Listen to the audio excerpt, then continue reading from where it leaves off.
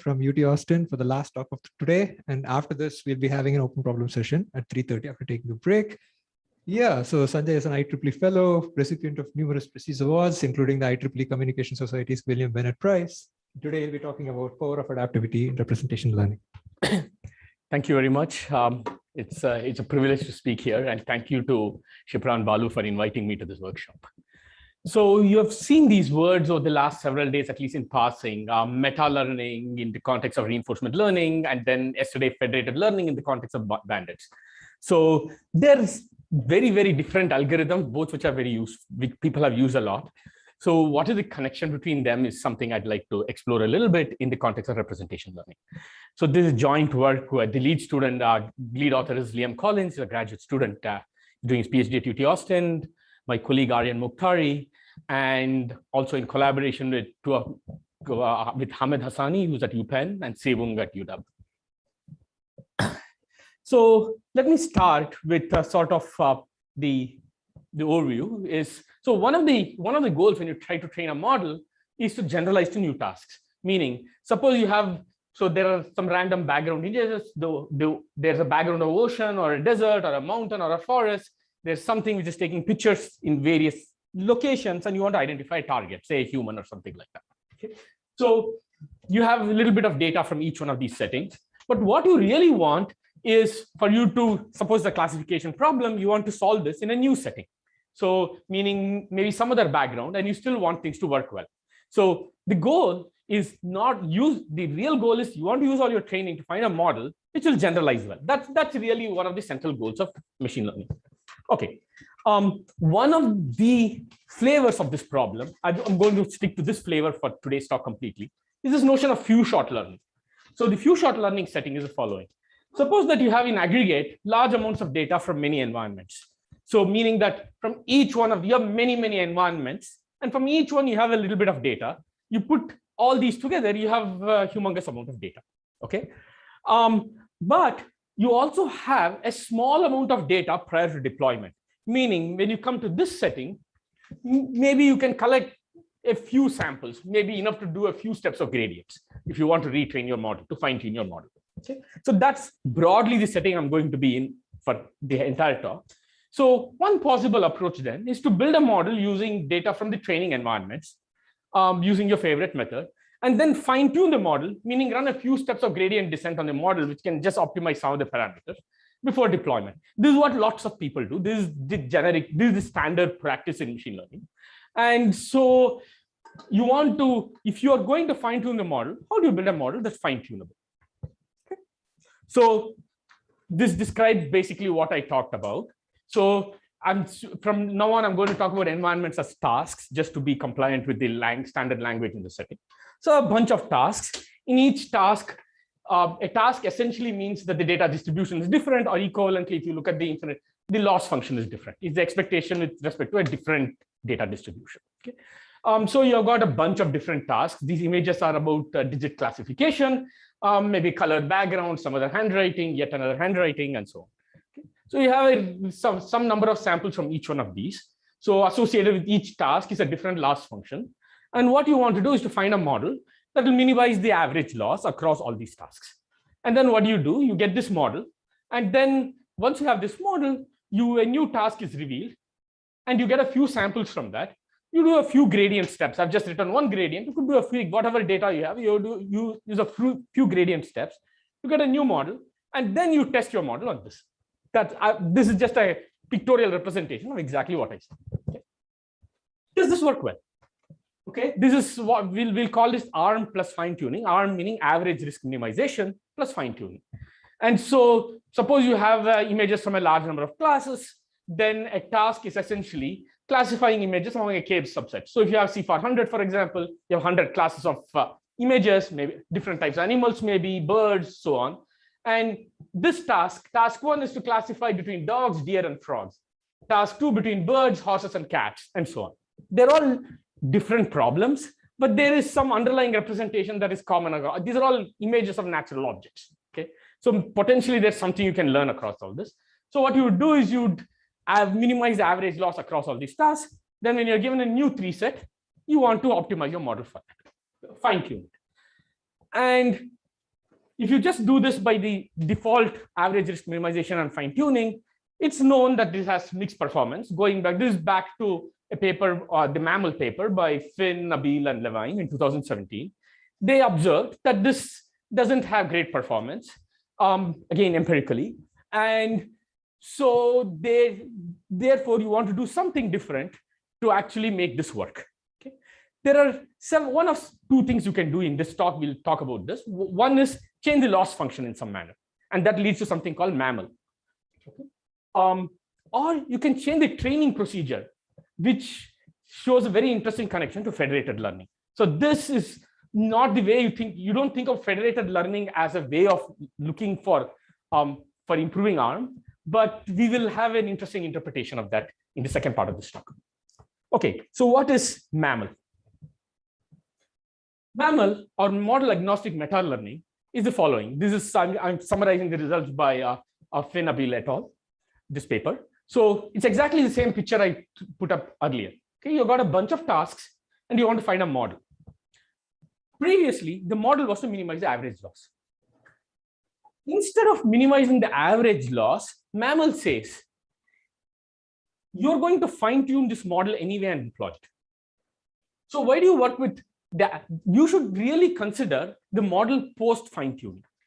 So for example, for this task, suppose that the optimization procedure results in a model theta tilde. Okay? You're not going to use theta tilde. You're going to take the theta tilde, take a few gradient steps with F1 with this loss function, and then use that. So you may as well as train a model for that objective. Change the objective.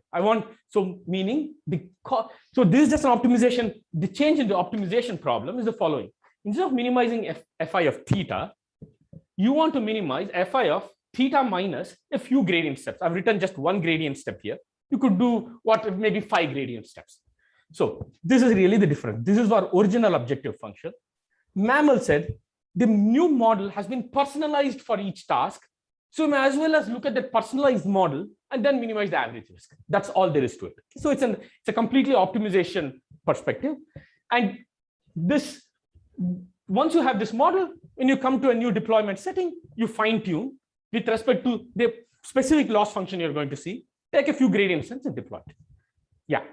Is there some intuition why those are different? Like you think the average is actually true. So why are these loss functions different? So there are two, why the loss function different or why the results different? Okay, good. It seems to work very well in practice. So first of all, empirically, that's true. There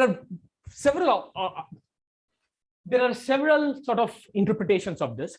Let's think about this from just an initialization point of view. Suppose the loss function are actually just a couple of quadratics. Okay, one which is which is sort of sharp, and the other which is not. What does that mean? That means one of them has, if you take a gradient step, the model will not move very much. In the other one, the model can move a lot. So where should you initialize it? You want to initialize it closer to the harder task, so that when you actually update, you can sort of fit for both these different loss functions. So this is a landscape interpretation. We're going to talk about a different interpretation, but this is one way of thinking about it, just from optimization. Yeah.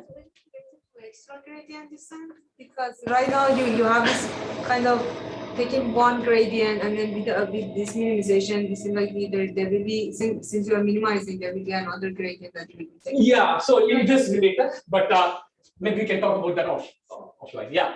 Right now, I'm not trying to, in this talk, we're not trying to propose any algorithm, just try to understand what is going on, but from a generalization point of view, not an optimization point of view. So the explanation I gave you is sort of an optimization viewpoint, that I want to find a good initialization from which I can move easily to every one of the tasks, or when I actually see the task. So yeah, lots of people use MAML, and indeed in their paper and several follow-ups, it's shown that this objective seems to quickly solve new tasks for image classification, for regression, for RL, and so on. But in 20, there's this interesting paper by Raghu, Bengio, and Vinyals, which showed that even though it's not designed for representation learning, it seems to find it. And what do we mean by that? So what they did, this is again from their paper, the y-axis here is a similarity score, and the x-axis is a layer of a neural network. Okay. They actually looked at the model. They looked at the model trained by MAML, and then fine-tuned it and looked at the model again and compared the model before and after fine-tuning. So what they noticed is that early layers of this did not seem to change very much. Higher means no change, lower means change. Whereas the last layer changes a lot. And their interpretation was somehow that means it's finding some natural representation of the underlying data, and all you're solving is all you're updating is the regression. That's the last layer, or a classification layer. It's a very interesting experiment of theirs. And this is true when you look at, so there are different ways to measure similarity. I'm not going to get into that for neural networks, but across different ways of looking at it, this is what they observe. So why is this? So that's what we want to talk about in the first part of this talk.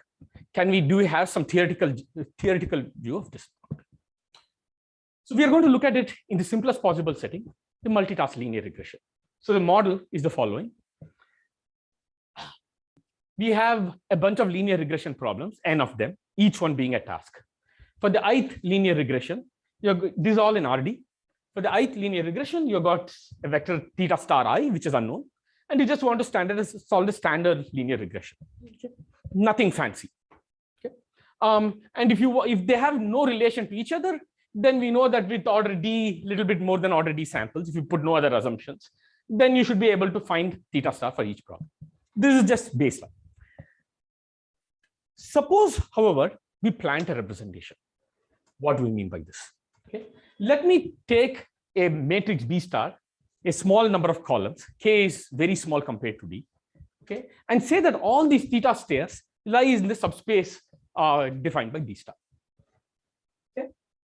Meaning theta star can be written as some global matrix B star times a k-dimensional vector W star.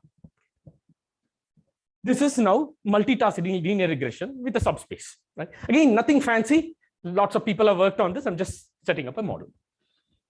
Of course, we know if you know the column space of B star, then we can quickly solve this problem with just K, because you just need to find the regression coefficients. You don't need to find D-dimensional problem. You need to solve only a K-dimensional problem. So with order K samples, you should be able to solve for each task. Good. I just want to make sure you're comfortable with the model. This is just the basic model at this point. Okay.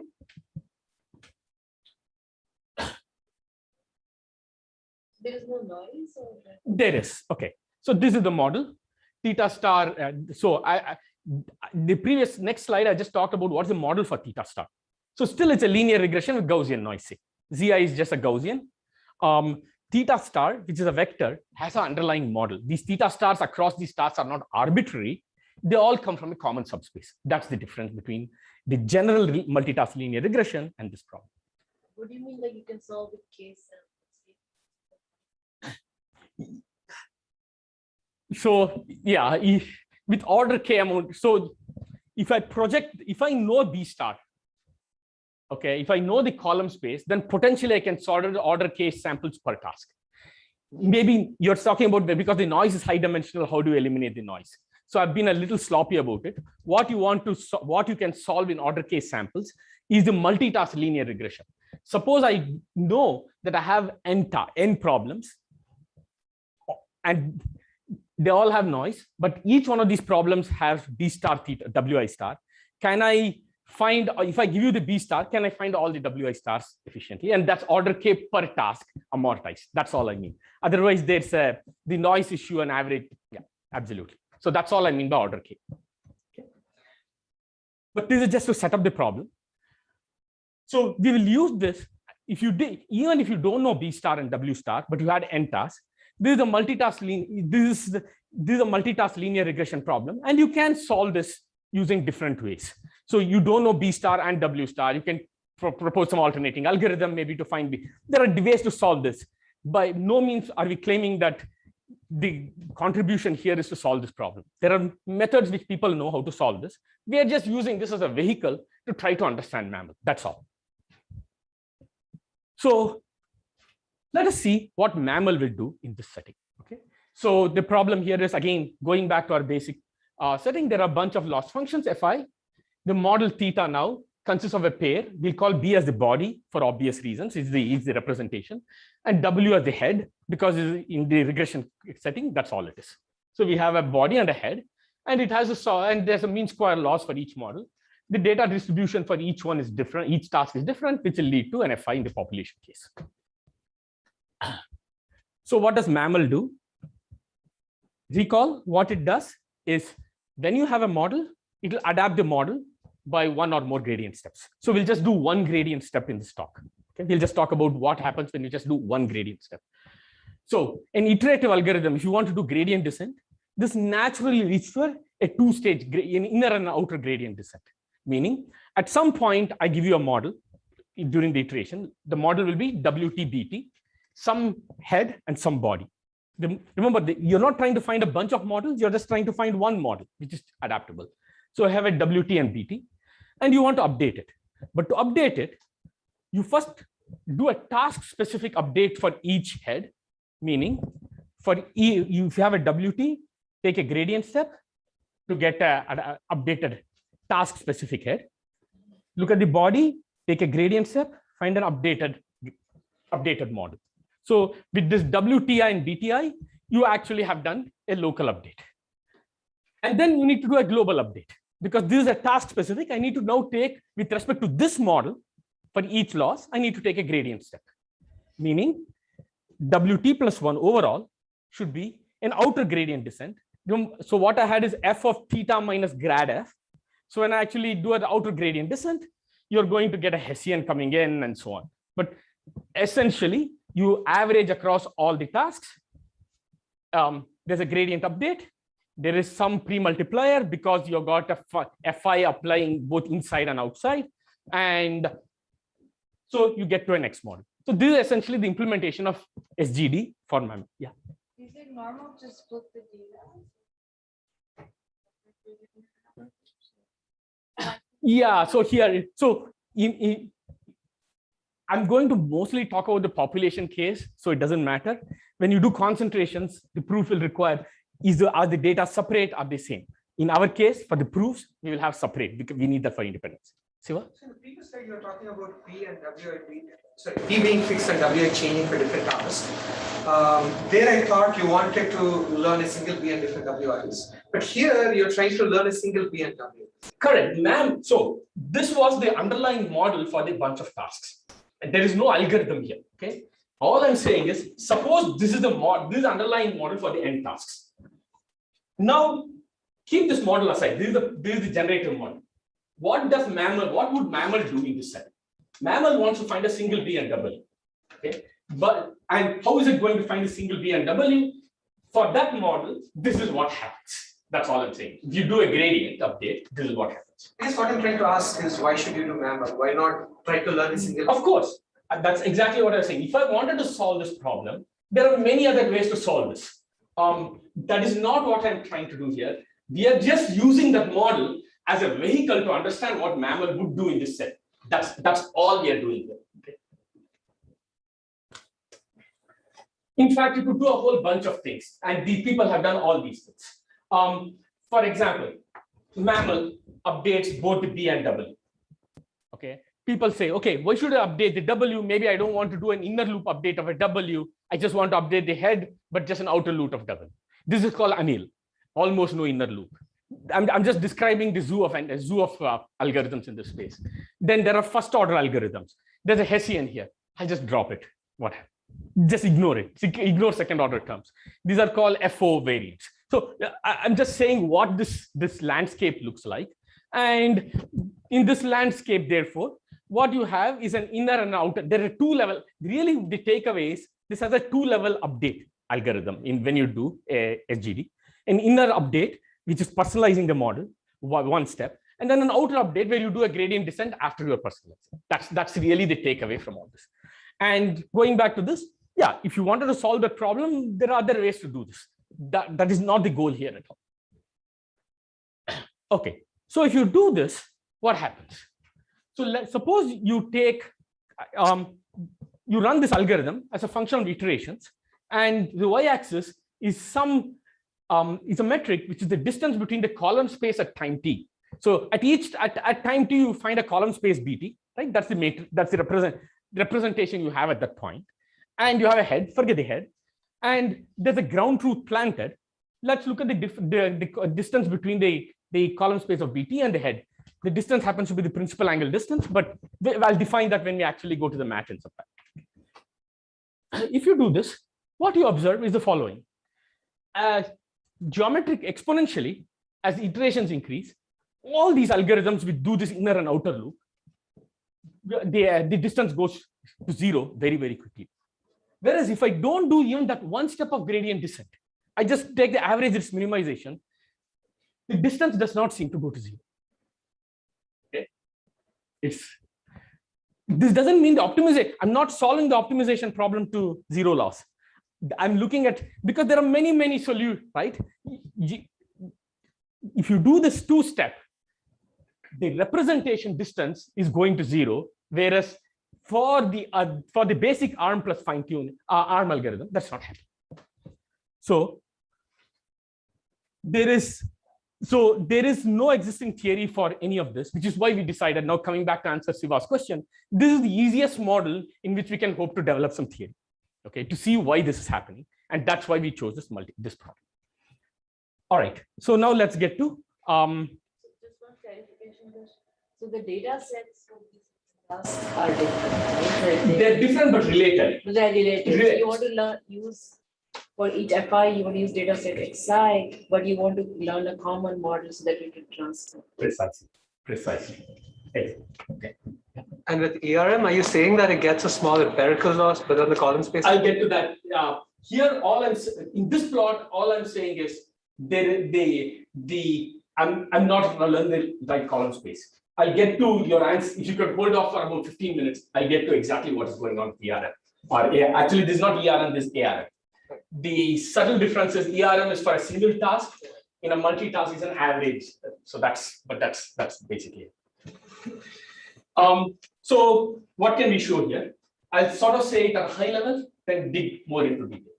So under quote unquote standard assumptions, we'll see what this means in a second. MAML ANIL and the first order analogs recover the column space of B star and do so geometrically fast. And it's essentially this 2-level update is what helps find this representation in all directions. So I basically want to learn B star, and we'll see why that's happening in a second. And the sample complexity, though this comes to the concentrations question which Shipra alluded to. What we can prove is the following. The sample complexity for this scales as D is ambient dimension, N is the number of tasks, and K is the subspace dimension. So what we are able to show is D by N plus 1 times K cube.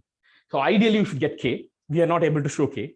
We can only get K cube, but nevertheless, you can see that the ambient dimension, even with MAML, is coming down. If you use other methods just to complete the story, you could potentially do this.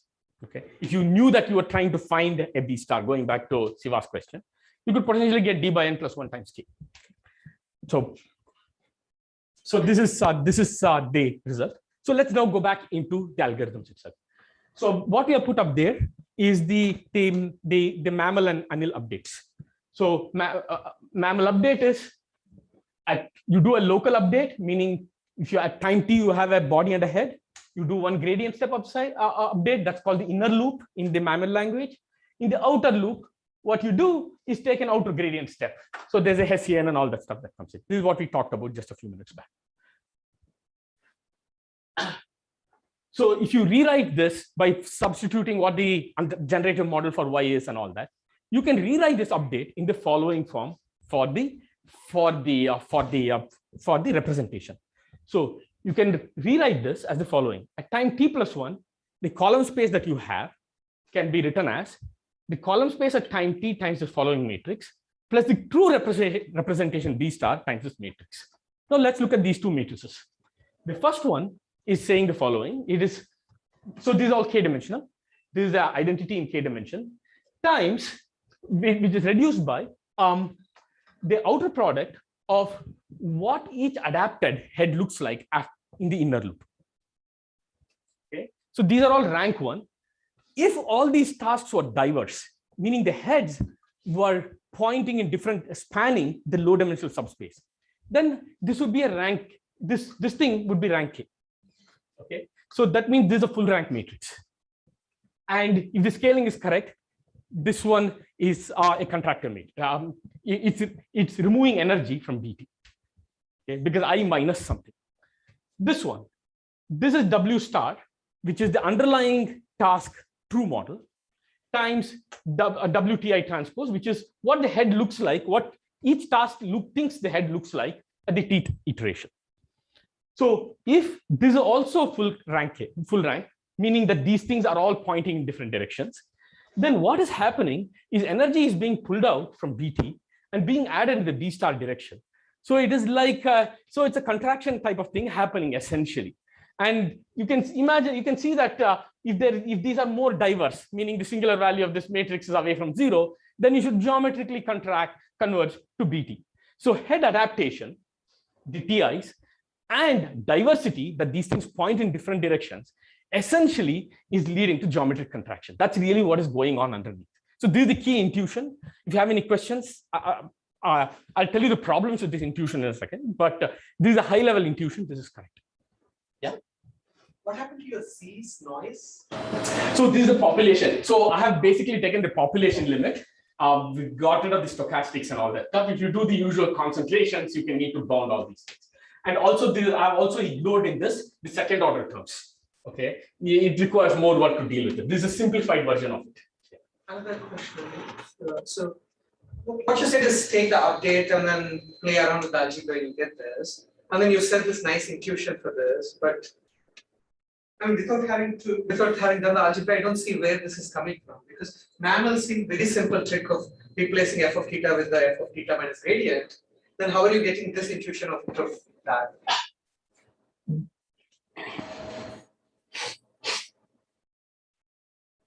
The algorithm is essentially within itself exploring this subspace correctly. That's where it's coming from. This. Okay. I don't know whether that's a happy answer to your question, but that's the best answer I can give at this point. I guess going back to your little quadratic domains example, I don't even see like where the gradient shows up. Like you had that very spot. I guess that's the second order. And the second point is this is a planted model. There is in those two quadratics, a priori, there is no underlying true representation. I just made two quadratics. So MAML intuition is not, the previous intuition is not coming from representation learning. It's been coming from essentially an initialization. Now, what we have done here in this model is to put this So I've told you that these tasks are related to this common subspace, and then seeing what MAML does in this context. Okay, so this will come back to something I'll talk about in the end, which is suppose you don't have an underlying. So MAML really is, we need to think about it in two different regimes, I think. One is when you have a representation, does it actually learn it? And two, when you don't have a representation, what happens? I was thinking something was simpler, but now I thought that this algorithm that you were above is simply for gradient descent on that loss function will become It is. Okay. You are correct. That's all it is. But I thought he wanted some geometric intuition. So but you're absolutely right. This algorithm is essentially we just blindly do gradient on that thing. This is what that's all. I just substitute everything. So, but that's what Siva calls just algebra. So that's what I think he wanted more. The other question I have is I guess you will still show this, but like there is no reason why, like the whole intuition you presented is based on that this is full, right? But somehow you have to show this update helps it become full. Yeah, okay. Very. The problem is there's no reason to believe that it doesn't collapse. Yeah. And that's basically what I'm going to spend much of my time on. This is just this 0th hour start just to make sure everybody's on the same. Perfect. You're anticipating my next slide actually. Yeah. Okay. Oh. So if you just did ARM instead of MAML, I'll get to that as well. I'll show you the update 2 slides. That is this slide. Okay. So can I just finish this and get back? Okay. If I do just ARM, what does that update look like? There is no inner outer loop. Just reciprocal, just do the gradient and rewrite it. What happens? And the population limit is BT plus 1 is BT times this matrix. This is a rank 1 matrix. There is no, okay, because there's just one WT and BT that's evolving when you do ARM. Okay. And when you do the signal, the other side, B star is multiplied by W star WT transpose. Even if W stars are diverse, WT can be pulled out. And this is just a rank, this is just a vector. So this is also rank 1. So ARM essentially does a rank K-1 update on BT and a rank 1 update on the signal weight, which means at best, this representation can move to this, can update only in one direction. And it's not even clear it will span all directions over time. Now you need to wait for time diversity to help you at all, if it does. And it does not. We will actually prove that you can get stuck. Okay, I'll get to that later. You know, can I just continue? Okay, good. So, and now you can start seeing why this might happen. That ARM does not converge. This is a stuck example, whereas any of these inner outer loops do converge. All right. So now getting back to Shipra's question. So what is the, so does this actually happen? If the, I mean, we were saying something about its full rank and so on, but there's no proof of that. It's a hope more than a proof at that stage. Okay. So let's look at the inner loop update and just do algebra on this. So the inner loop is, you had a model WT, you'll take a gradient step to update it. If you write it, basically what you get is the following. You will get basically I minus BT transpose BT. So think of this as how well conditioned the matrix BT is. If it's very well conditioned. Sorry? Yeah, this is all squared laws. I'm just doing quadratic subplanted problem. It's all for that. So if this matrix is well conditioned, hopefully this is small. This is something common. What you really want, if you want to hope that these are diverse, is this part is small and this part is large.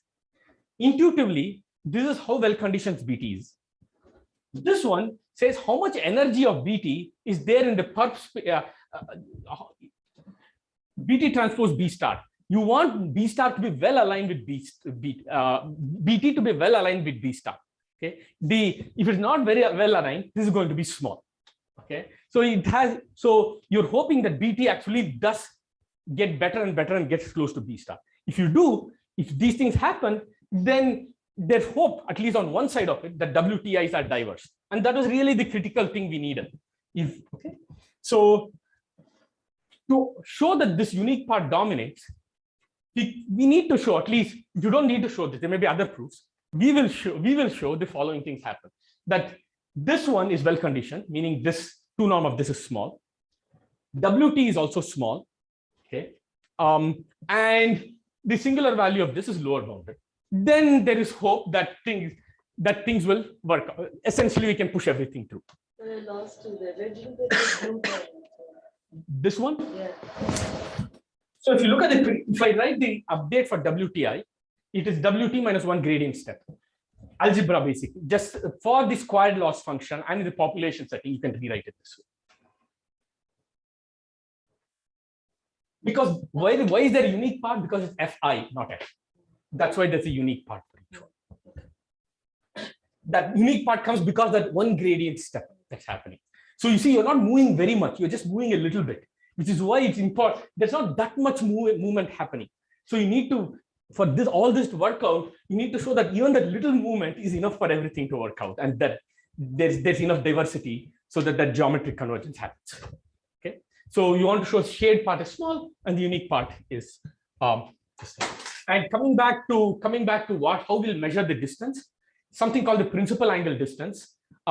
Essentially, this is a generalization of 2 vectors. You look at the angle between them. If that's small, it's unique. For subspaces, there is some generalization of it called something called the principal angle distance. It's basically the following.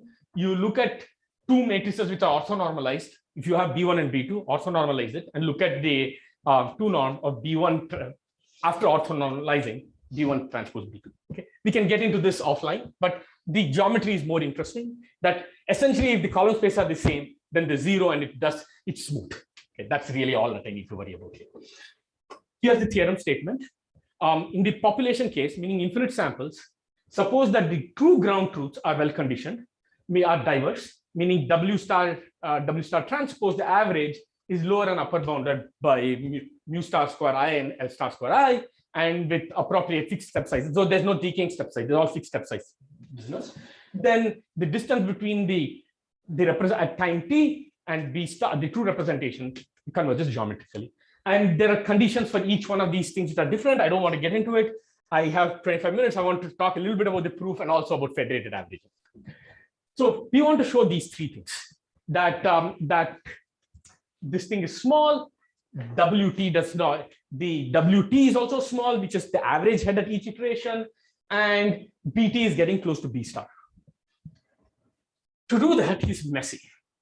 Okay, Siva is laughing, okay, for obvious reasons. Okay, so let's look at two different things in this thing. We want to track two things.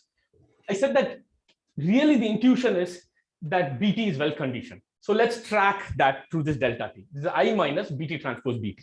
How the energy in this columns, in the column space of BT, you want energy to be nice in all directions. Okay, that's what this is tracking. And this is tracking how diverse these WTIs are after one step, okay, which is this IT. So this is diverse heads means this is nice. Well conditioned means this is small. Okay. There are several. So look at this update. You want to show WT is small. This delta T is small, and BT per B star is large enough. There are several problems here. You'd hope that WT shrinks as time progresses. It doesn't. It actually grows. So you need to, many of these problems become trivial if I could change the algorithm and say at each iteration, I will renormalize it. I'll put some regularizer and all that. We don't have that. We are just trying to understand an algorithm, not design an algorithm. Okay, which is why all this mess comes in. We don't have any of the usual regularizers to just keep track of it. We just need to see what happens here. So WT grows. So induction hypothesis 1 is WT always remains small. This will happen hopefully if some error terms are summable. So that's what we need to see. Second, that we would like delta T to decrease geometrically fast. That's how well conditioned it is. It's well conditioned. The smaller it is, the better conditioned it is. It isn't true, but what is true is the following: that it's sort of contractive. Rho is something less than 1, but there's an error term that goes down as long as BT gets close enough to B star. Okay, the distance between BT and B star gets this thing, because it's not enough to just have a well-conditioned representation. You want to find the right well-conditioned representation. Okay. Third is that even when it's doing all these wonky things like going up and down, it never blows up too much, the condition. Okay, that's the third step. Fourth, coming back to BT, you want to show that the energy of BT in the perp space to the column space of B star is not going too much. In fact, it's contracting. And we do have that, which is important. And finally, of course, what we want to show, the geometric decrease. So it leads to the 6-way induction, which is baroque and horrible. I'm sorry, but true. Okay. I'll just give you a flavor of the kinds of things that are needed for this induction. This induction has two types of induction, one from time t to t+1, another within time t itself to later in t. Okay. Given me the first slot in Now you see what I mean. Siva says, like, I'm into baroque problems. Yeah. So, for example, one flavor of this, if you want to show that the distance is linearly converging, then you want to show that it's well conditioned and this signal energy is the heads are diverse enough. That was the basic intuition we started with. That's one step of the induction. If you have those two properties, then things remain diverse. Another step of the induction: if WT is small and this is small and this is big enough, then this thing is diverse enough. And that's another piece of this induction. Okay, so these induction hypotheses are all set up such that these things happen. The hardest part of this induction is this one, which is to show that the energy in WT, the average head, is increasing, but it doesn't blow up. And this happens because basically because the principal angle distance is geometrically converging, which means some error terms are summable, and this essentially allows the head to be bounded energy. Anyway, that's all I want to say. But just to give a flavor of sort of, it's essentially an iteration argument where some energy is going down at the highest level, the zeroth order intuition, and But to make that work, there are all these moving parts we need to take care of. Okay. So I have 15 minutes left. I will skip some of the more nuances of MAML and so I talked about things about MAML and ANIL and so on. Now you can ask about what's the difference in analysis in each one. I'm going to skip that. I just want to sort of move to federated learning in the last 15 minutes. Okay. So, okay. So this is about why this is one explanation, at least in the linear setting, when there's a planted representation, why these algorithms seem to find good representations. Okay. So stepping back all the way to the beginning, we were training a single model. In the first part, we changed the loss function by doing some gradient step. And then, but going back to ARM, just minimize the average loss, fine tune. This is a summary of where we started from. If you want to implement this in a distributed manner, then that leads to a distributed gradient descent or stochastic gradient descent, which is the following. You have a model. You want to take a gradient step. Instead, for each client, quote unquote, is a loss function. You do one gradient step, send it back, average it. It's just a way of writing what we graded. There's nothing fancy going on. It's just an implementation of what we talked about of ARM. Okay. So that's what we have so far. We just rewritten ARM this way. Now coming to federated learning. What is federated learning? Does something like this. You have an ARM object, you send it to clients, do a gradient step update. But instead of doing one gradient step update, the clients do several gradient step updates. Say in general, maybe tau gradient step update, maybe two. Okay, one is just distributed SGD. But when you do more than one update, something funny happens. If the data distributions or the loss functions are different, then the model diverges somewhat. When you average it, it's not clear what is happening. The motivation for federated learning, if I was going to talk about federated learning, is a completely different story. It's about communication efficiency. You want to do this because you want to the clients have the data, if that's a privacy story, or and then you want to minimize the amount of back and forth. So since they have a reasonable amount of data, instead of just doing one step back and forth, you may do 5 steps back and forth or something like that. Meaning send a model, they take several gradient steps, send the model back, average it, and send it down. Once you put more than one step, this equivalence is no longer true. ARM and these two diverge. Okay, that's really the takeaway. And this is a well-known problem, drift. So this is what people call drift with data heterogeneity, meaning the local gradients are no longer aligned with the global gradient. So it's not clear exactly what's going on. And people have spent a lot of energy on this problem. Okay. People recognize this, that there is local drift. They will not, that FedAv doesn't even solve the global objective problem, maybe. These are some of the references in that space. And so to control this drift, there's again a bunch of regularizers you can do to sort of bring that drift down or something like that. By drift, I mean that you're not solving the right model, but you'd still like to take several steps of iteration in each time. Okay? But fine.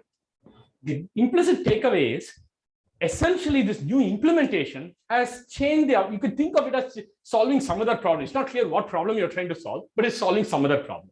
Okay. What is that? Is that problem is that what is the effect of that? Okay. So now what we realize is the following in this setting. That these local, this also going back to the first part, there's a globe, MAML had an inner and an outer loop. Here you can think of a local and a global update. Is that somehow doing anything interesting from a generalization point of view? Okay, even though you're not solving the right loss function. So we did these experiments on C400.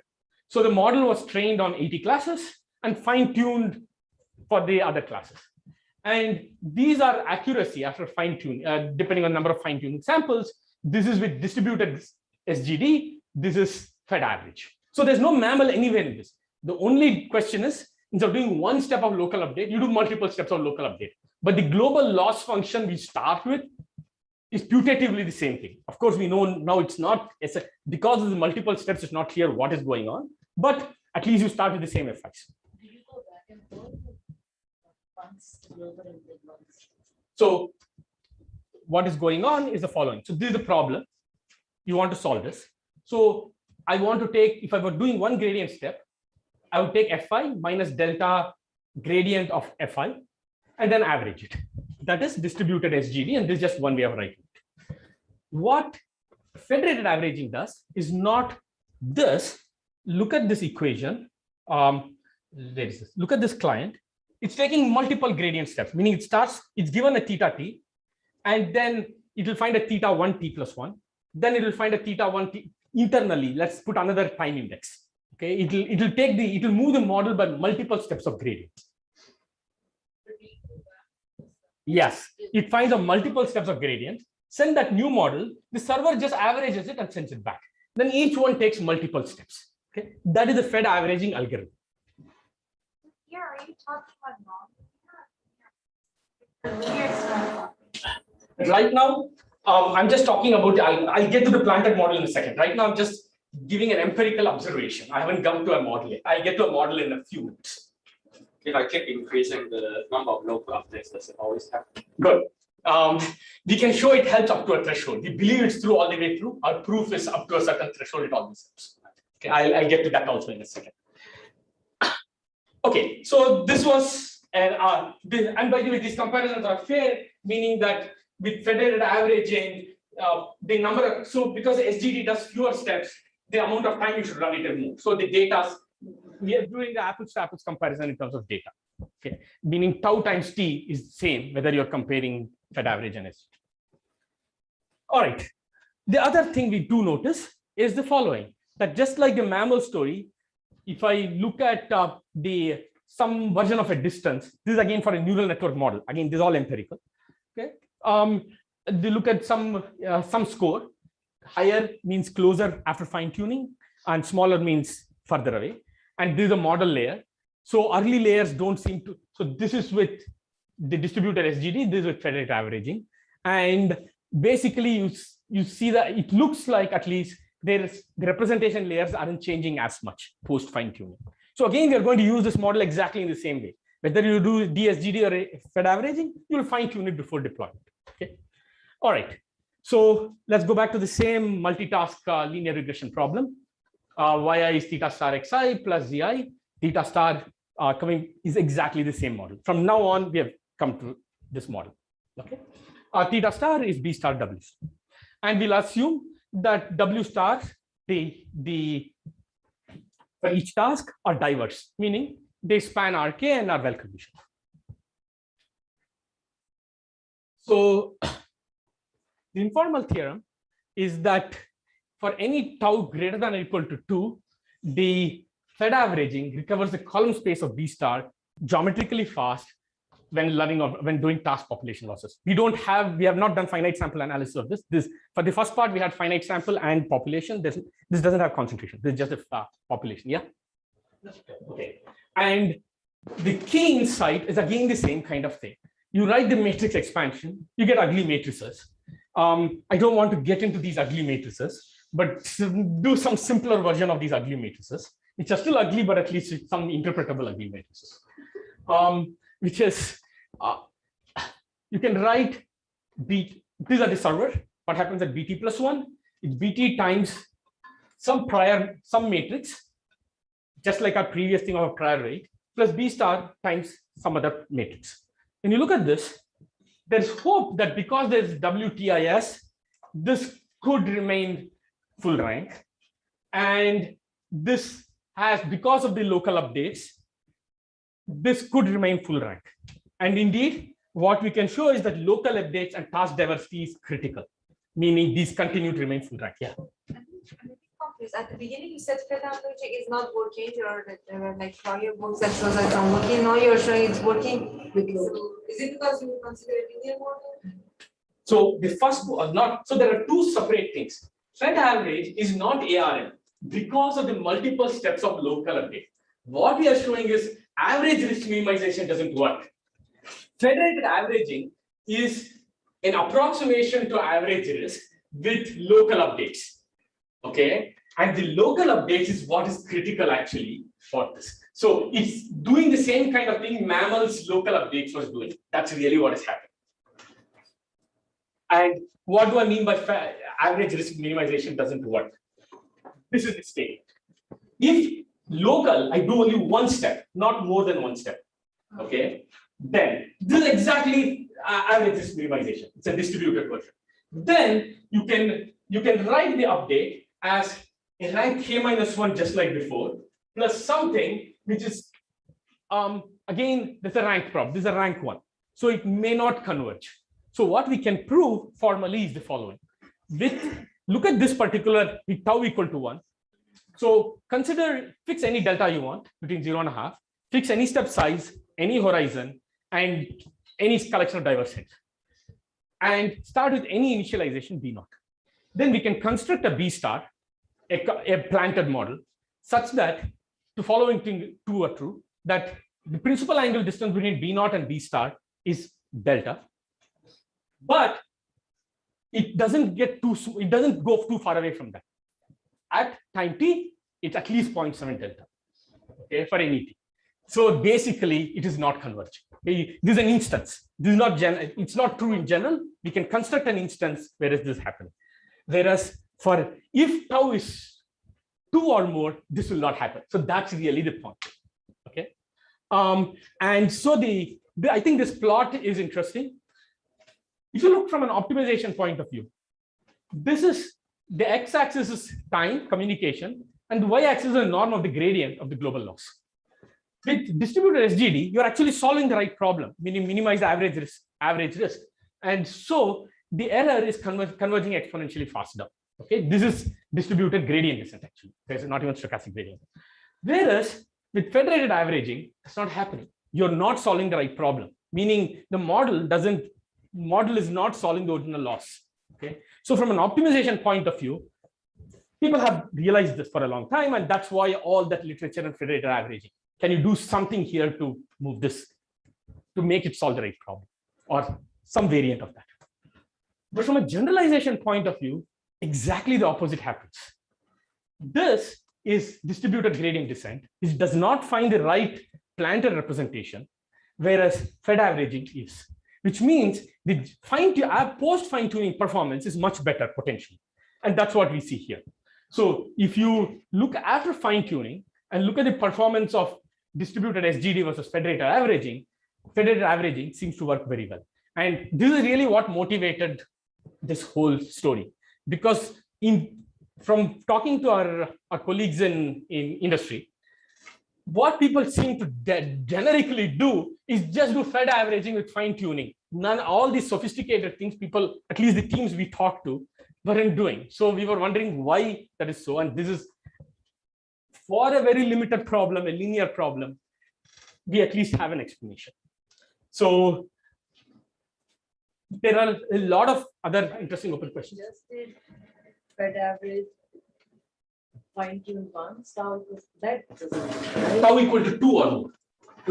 Fed average. It doesn't still explain what industry is. You said they just do Fed average. Fed average means tau is at least 2. They usually do 5 to 10. They usually do 5 to roughly they do 10. Low typical number seems to be about 5 or 10 steps with some mini batches. So it is. So in that sense, this is at least for the linear model, this is explained. There are a bunch of other questions which are interesting, but maybe I can hold off for the open problem session starting from this. I'll stop at this point since I'm out of time. Thank you.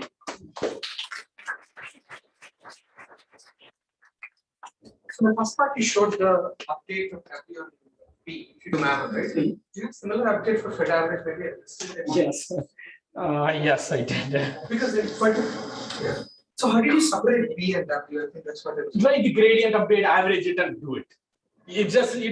There are these objects, you write the gradient, do algebra. That's how it separates. And take the expectation in the population. So I have a slightly different question. So I think if you think of the ARM problem in this thing, so if I had a single Fi, the solution is B times Wi. But if I have many of them and I take the average, the solution is some complicated thing that I don't know. You can recover theta B to B. You'll get a bunch of solutions. Good. This is the other thing which I didn't talk about. What you will recover is solutions so that BI, WIs are all equal. But that doesn't mean all the B's are same. Correct. That's really what is good. Whereas Fed average, the way to think about it is what these are doing is also essentially forcing the B to be common implicitly. That's another way to think about it. So one way to think about it is if you run each one locally till convergence, each guy is locally converging to B times WI. Then if you do a single average at the end, what you have is B times the average of all the Ws. Somehow you No, average of B times W. It's not giving a B and a no. If each one returns a B comma W, yeah, you're getting an average of B and average of W or whatever, right? so let's say there's a single Maybe you can talk offline. Yes. Okay.